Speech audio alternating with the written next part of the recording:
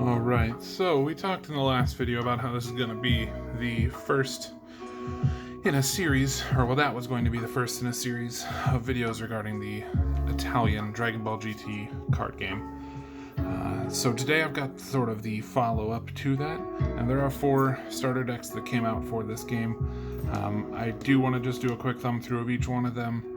I am going to do it as 4 separate videos, I think, just because it is going to take a minute to just kind of look through and talk about things like I'd like to. Maybe at least just do the first one, and then we can wrap the other ones up after I get to talk about it a little bit more here. But these just came in today, I got to go through them. I have already opened everything. They were all sealed when they came in. I was really excited to look through it and see what all we have to dig our teeth into. This project idea I have of translating everything, I was really curious, like what's exclusive to these decks, what is in here that I would have had that already existed, and things like that. Plus, it finally let me see a rule book. So I got a lot of insight into this game today, a lot of things I hadn't known anything about prior to today. So, without further ado, let's just dig into this. I'm going to go ahead and go with the just the base starter deck here for Goku, Pan, and Trunks. It's just sort of your first arc of the series. It makes sense to go with the first deck.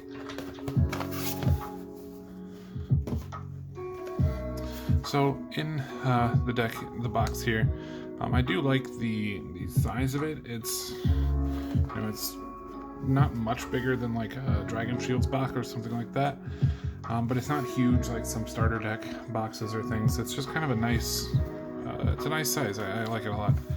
On the box here, it does say Mazo Base, which is just base deck or basic deck for the collectible card game for Dragon Ball GT. You'll notice Giru is on here twice. Lazy bastard, just flying around in the basket there. But this is a deck featuring Goku, Pan, and Trunks. On the sides of the box, it just explains this is a new game. Features some of the only branding I've seen on any of this product. Alcar Tesla distributors. On the back here, it does say, it's a new card game. 2001, fantastic game. Based on the television series. Essentially just tells you can go on adventures with your favorite characters. It comes with 50 cards, 10 aura cards, 1 rulebook. It says here that it's a 60 card deck and is everything you would need to play. And then ages 10 and up.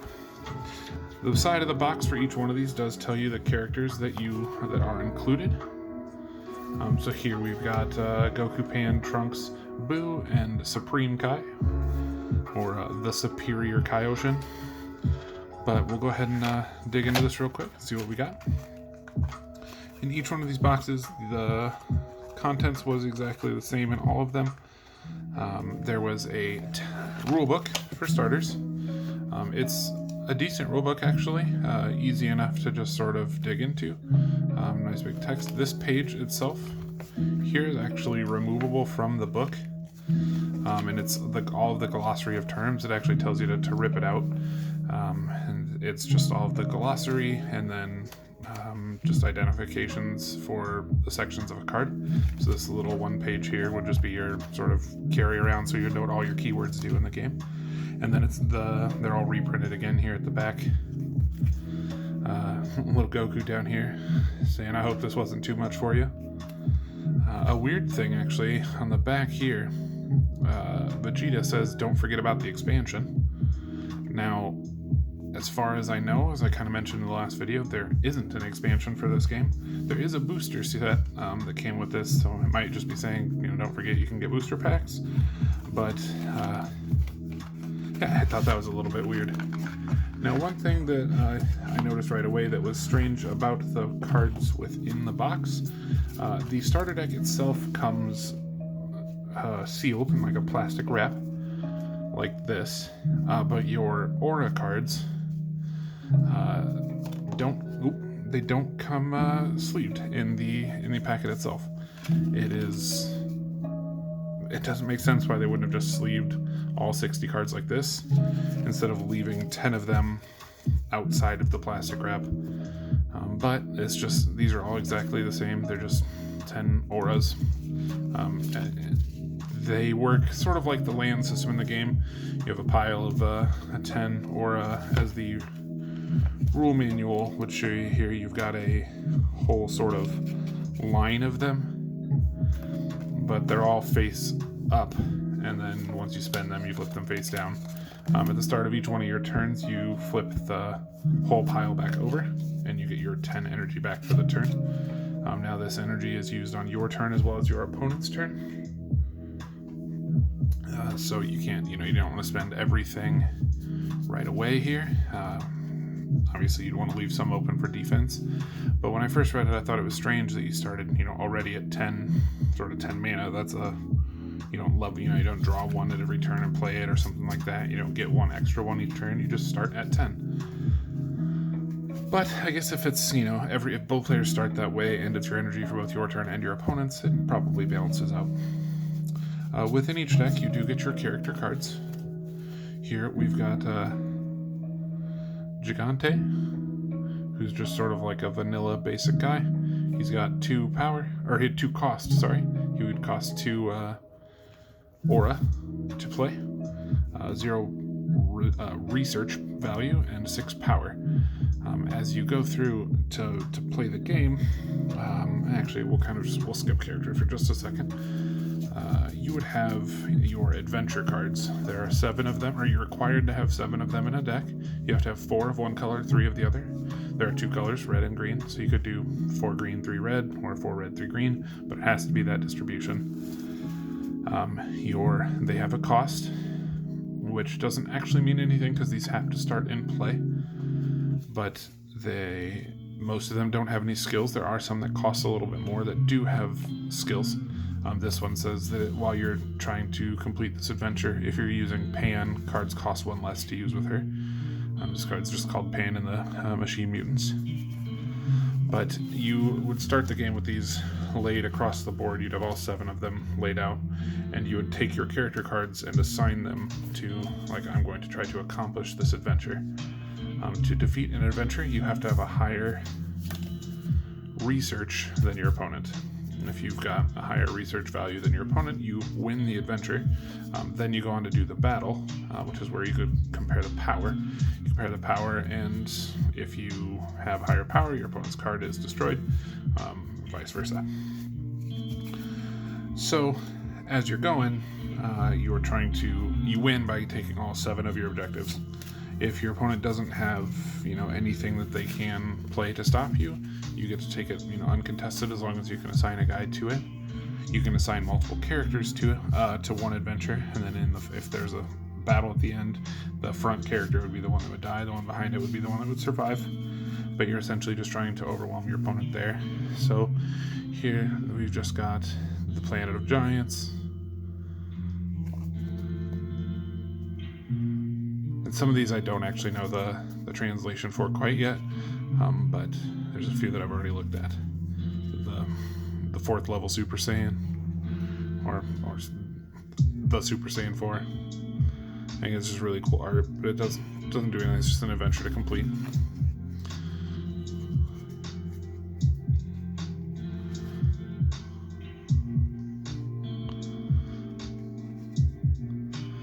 Now, these cards, as I said, they do have a cost, and while it's not super necessary for the basic rules of the game, the advanced rules of the game tell you that you can start with a max value of 12 on the board, and that value is used to play your locations, or your adventures, which you have to have 7 of.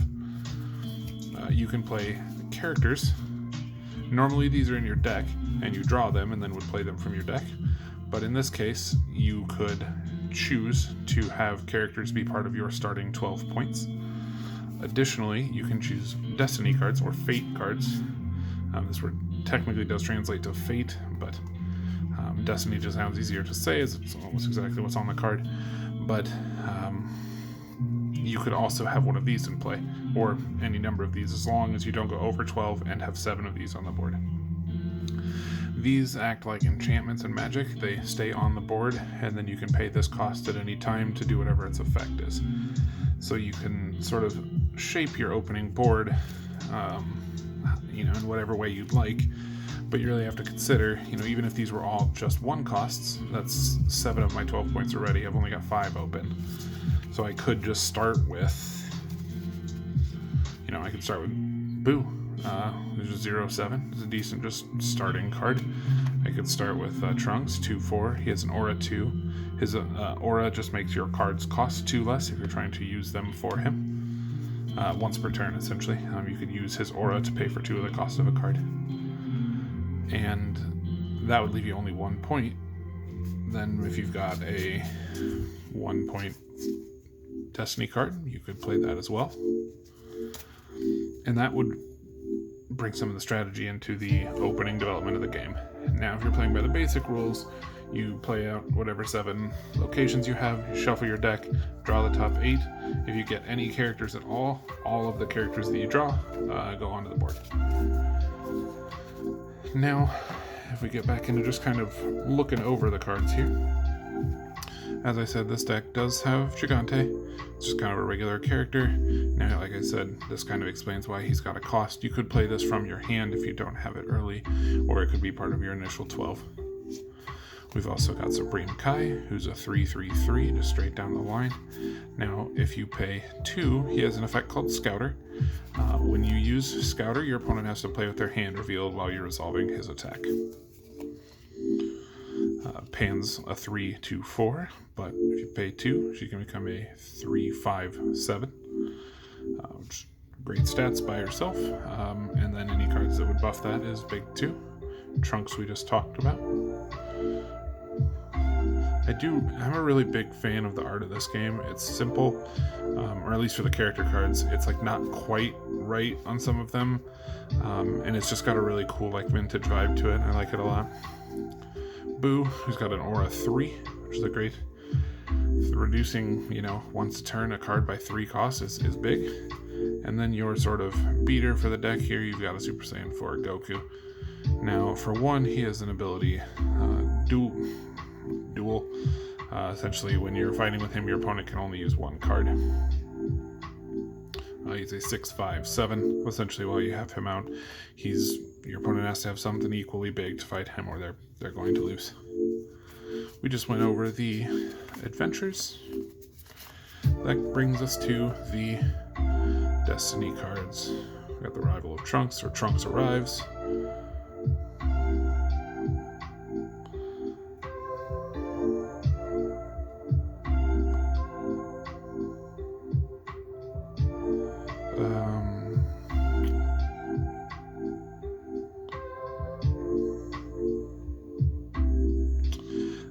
I was trying to think of what that one says. It definitely is regenerate 5 aura cards, so you essentially untap 5 energy when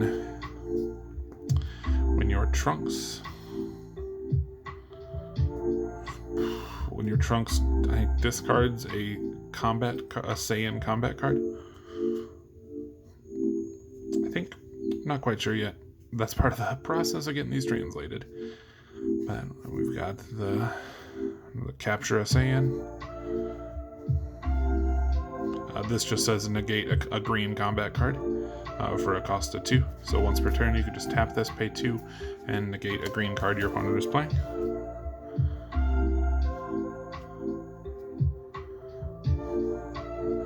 Oh, see, this is the same card, but for Pan. It's this card, but Pan. That's cool. It's cool that the deck has some synergy like that, especially for a starter. Oh, yeah, and there's one for Goku. That's cool.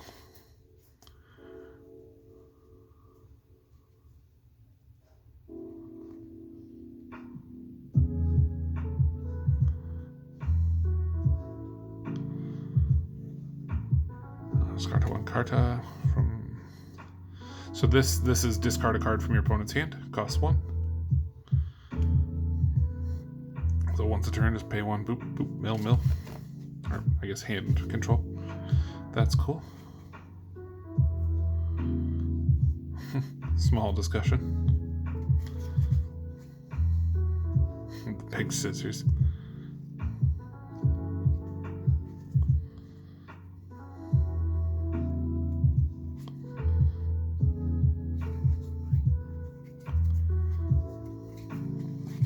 Then we get into our combat cards. Each deck has red and green combat cards. You can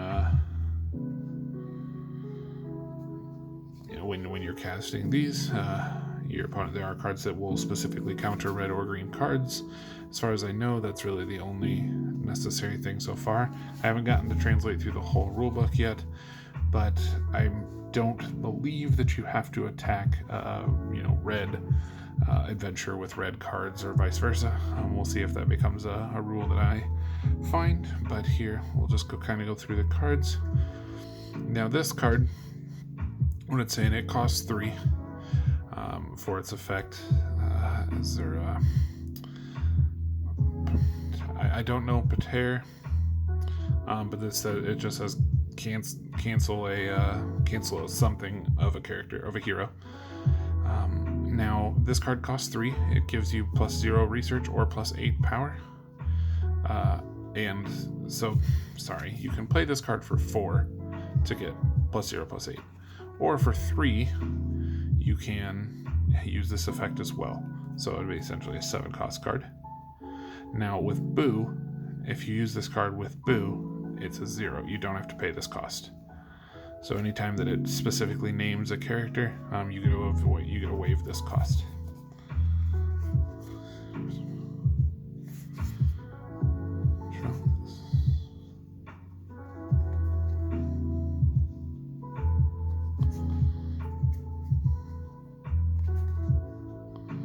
That's always a cool, iconic GT shot.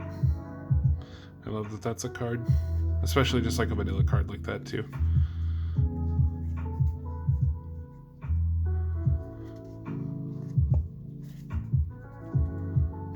That's a good one too.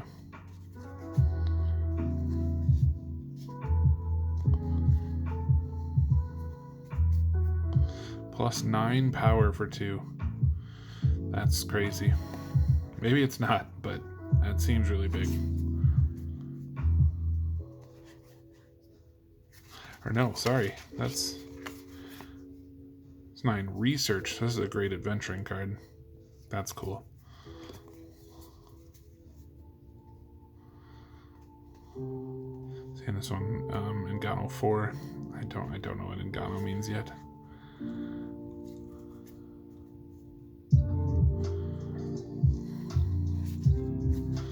This one says draw a card when you're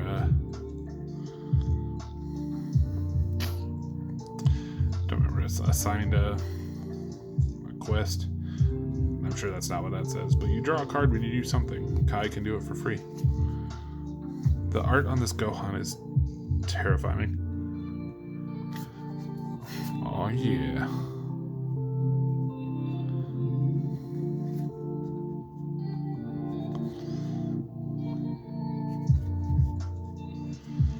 Now, a cool thing about these decks here, there are a lot of cards in here that I have seen before. A lot of them are, included in the boosters. Like this card I know for sure is in there, this one, things like that. But I think there are quite a few of these that are starter exclusive as well. I know for sure every one of the adventure cards is exclusive to the starter. And I believe these are all exclusive as well. I don't recognize any of these from the pulls that I have, and as far as I know, I'm missing just one card, and it is the Dende character card. Now, one other thing that these starters do is that the starter deck heroes are all sort of blacked out cards like this. This Trunks too. I don't believe that I have him either. Now, this Boo, I might not even have. I think there are exclusives to these starters. This guy for sure.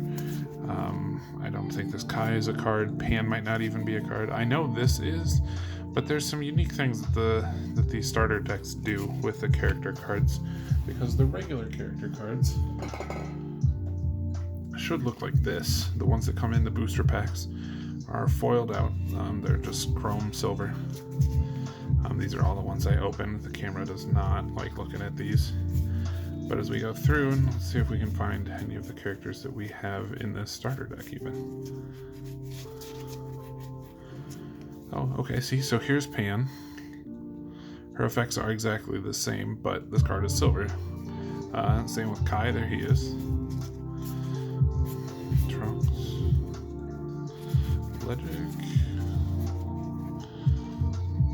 See, Vegeta is one of those cards I was talking about where like the art isn't quite right. Like he doesn't wear that outfit. The lines, the artwork isn't quite correct. There's one of them coming up here specifically.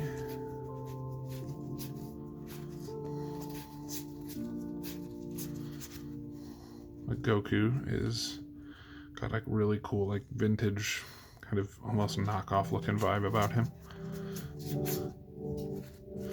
Okay, this one is one of the ones that really stands out as looking strange to me. I think the art is just, it's just not quite right, but it's really cool because of it. There's something that really stands out about it.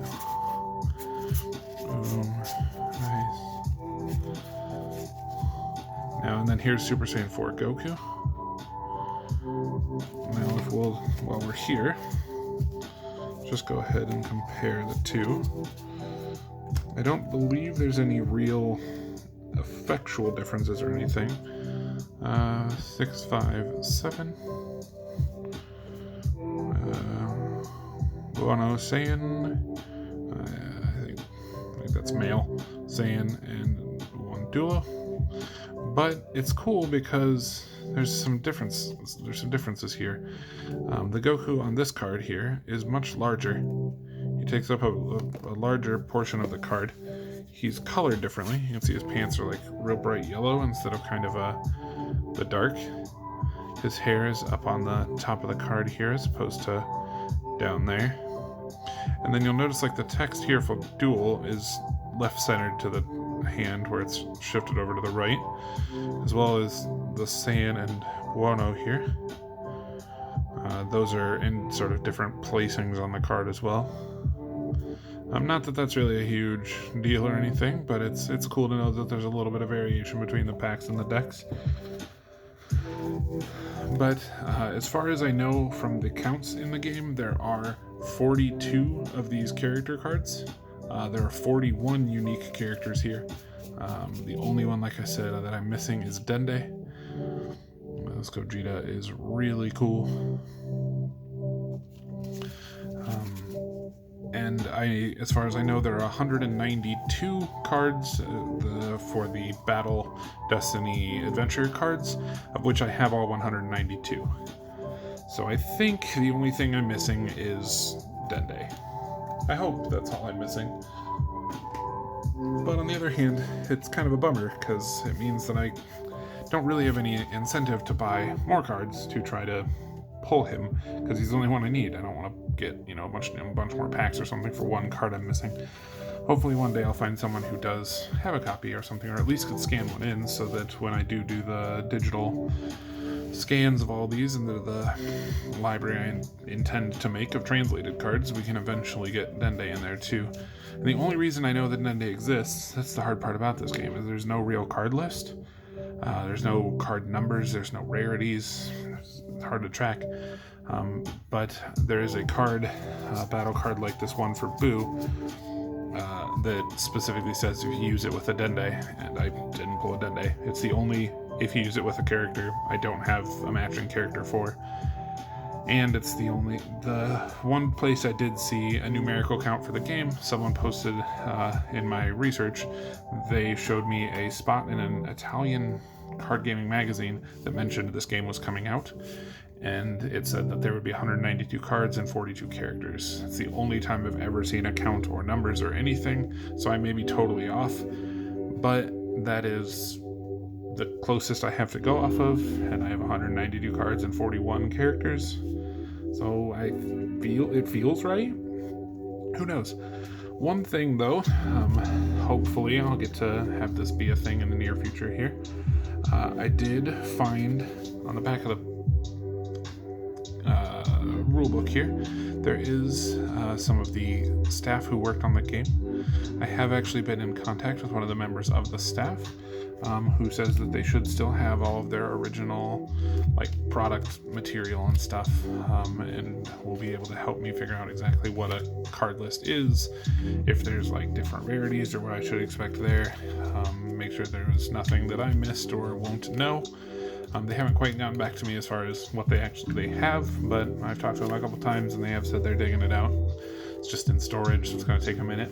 But hopefully I'm going to come back to you guys with some of that news at one point. It'd be really cool if once I get the game all uploaded and translated.